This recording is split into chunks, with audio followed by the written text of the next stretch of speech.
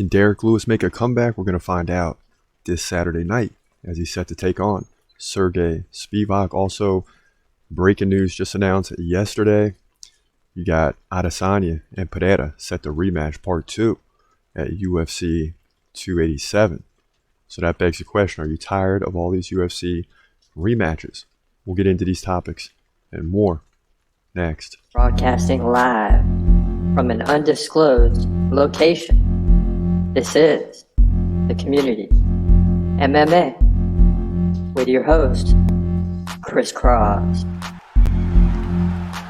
Dana White privilege. Dana White privilege. Dana White privilege.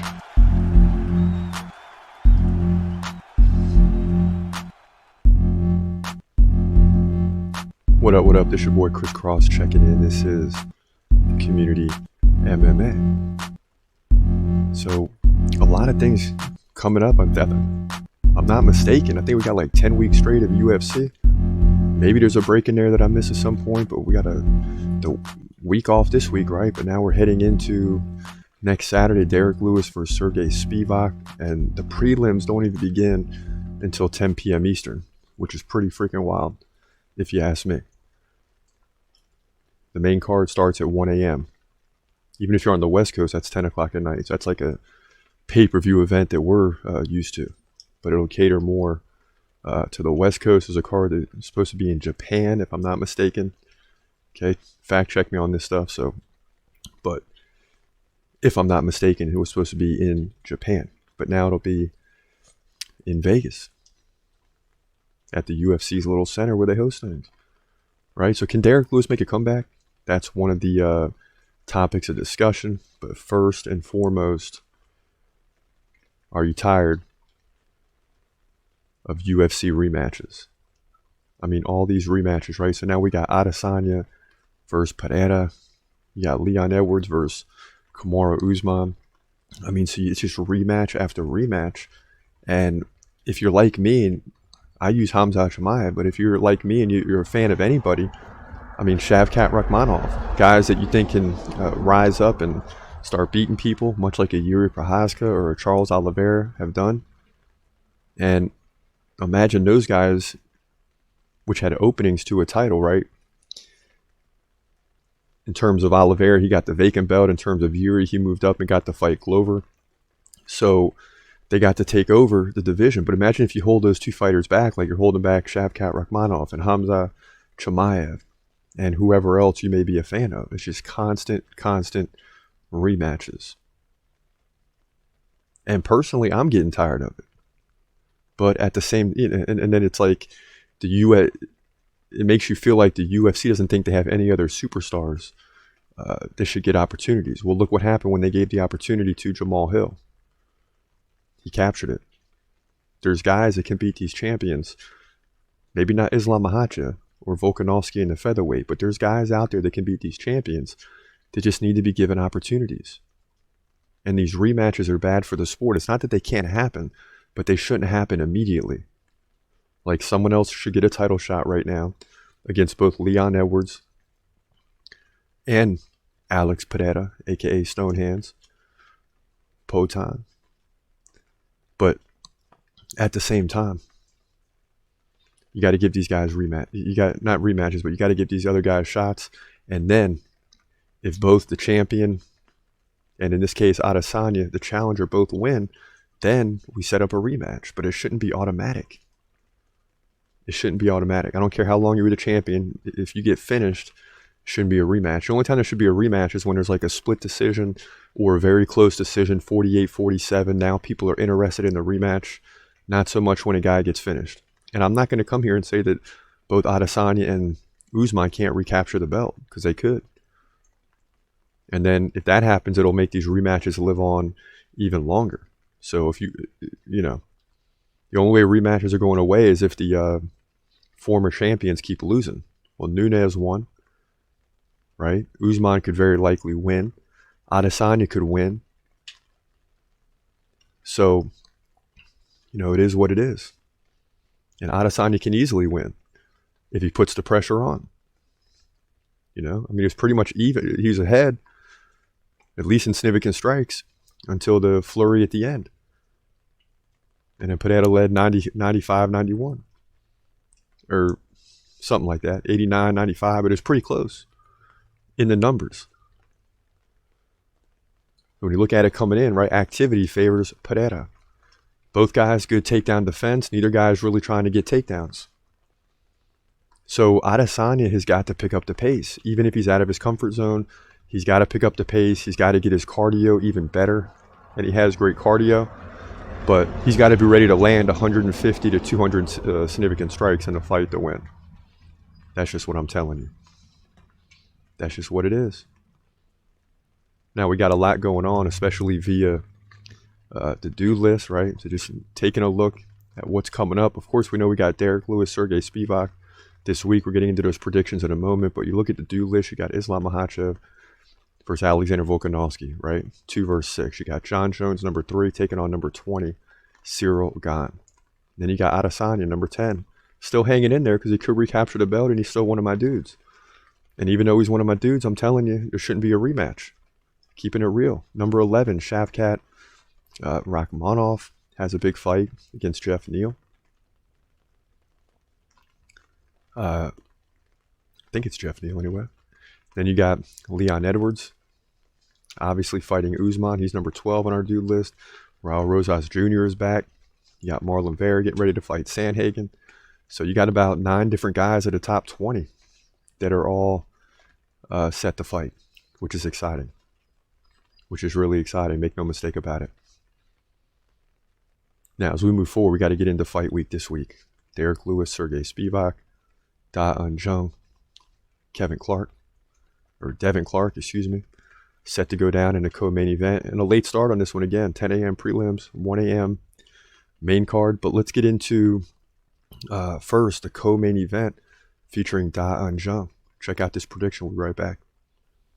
In the light heavyweight division, your co-main event at UFC Fight Night, you got Da Un Jung coming in at 15-3, taking on Devin Clark, who comes in at 13-7. So, you know, this card especially is not going to be easy with predictions. But here's the deal: Jung is 6'4", 4 inches taller than Devin Clark. He's got a 4-inch reach advantage. Both guys stand right-handed. Significant strikes, a little bit of activity here, 4 per minute for Da Un Jung. Devin Clark is right near 3 per minute. So, you know, Jung has a little more activity. It's like 15 over the course of the fight if it goes to a decision. And both guys well over 2 takedowns over the course of 3 rounds. So there's going to be some takedowns. But probably not from Devin Clark, because Jung, 88% takedown defense. He did lose against Dustin Jacoby his last fight out, but he beat Sechekwu and William Knight. And William Knight's beat some people. So he's won 2 of the last 3. A little momentum coming into this fight, but where he lost the last one, that could be a factor. Now, Devin Clark, on the other hand, has lost 3 of the last 4, actually.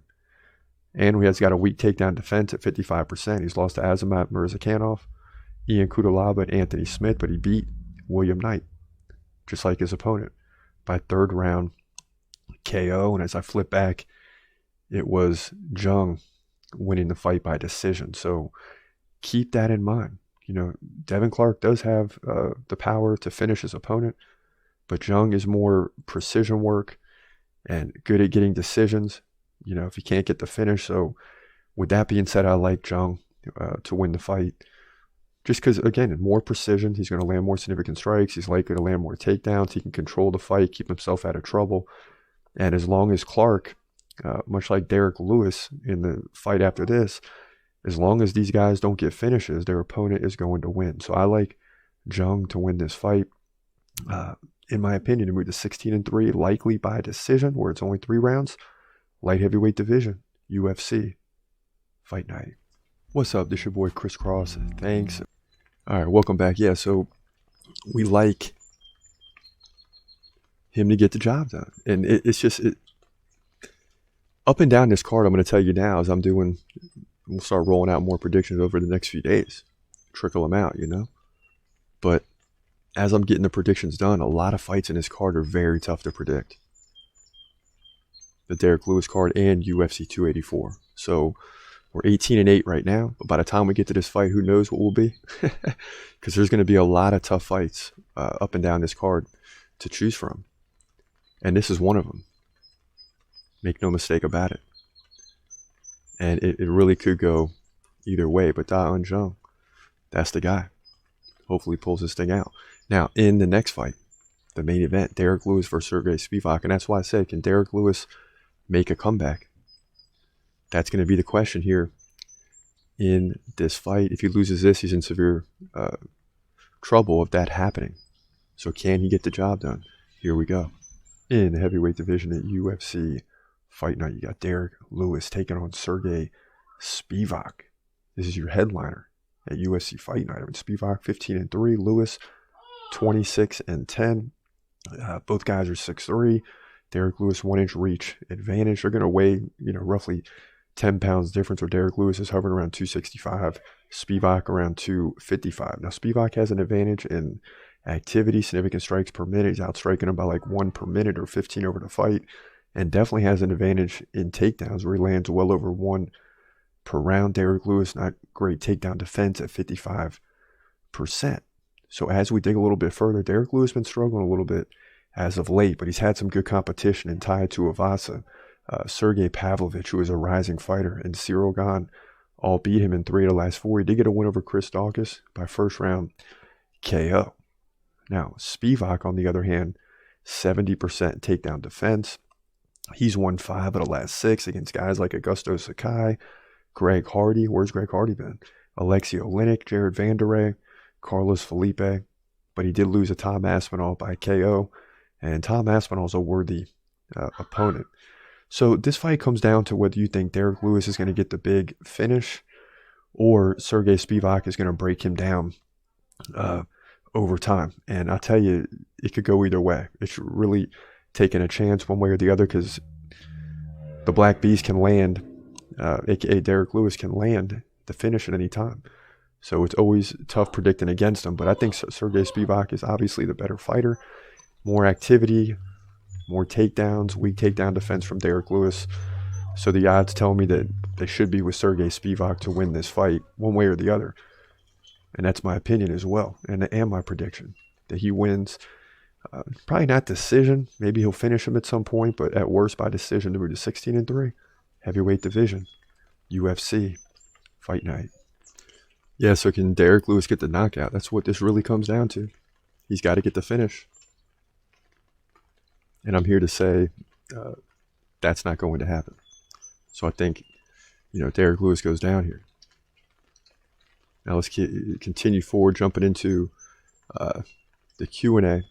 You got Kenneth Bruner saying, I can't believe this is where we are in 2023 with Hamza. The best fighter on planet Earth has no fight booked. I know. Pereira versus Izzy got announced.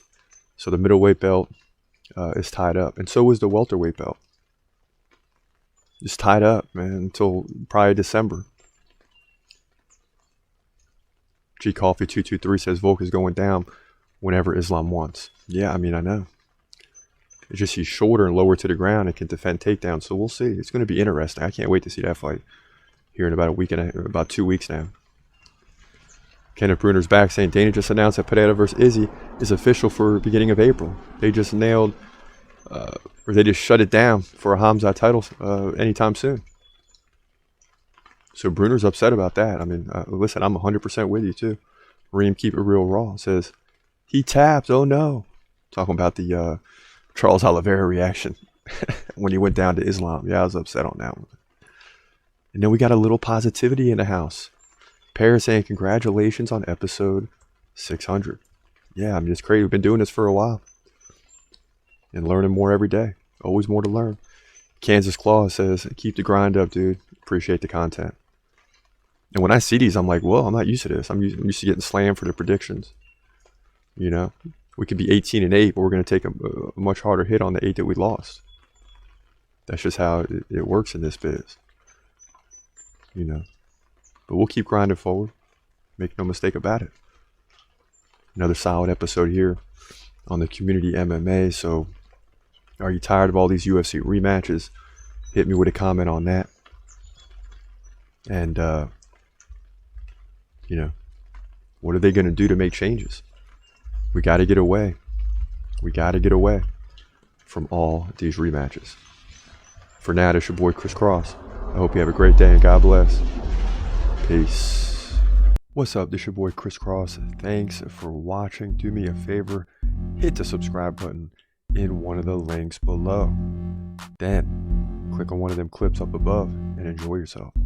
Thanks for watching. Have a great day and God bless. Peace.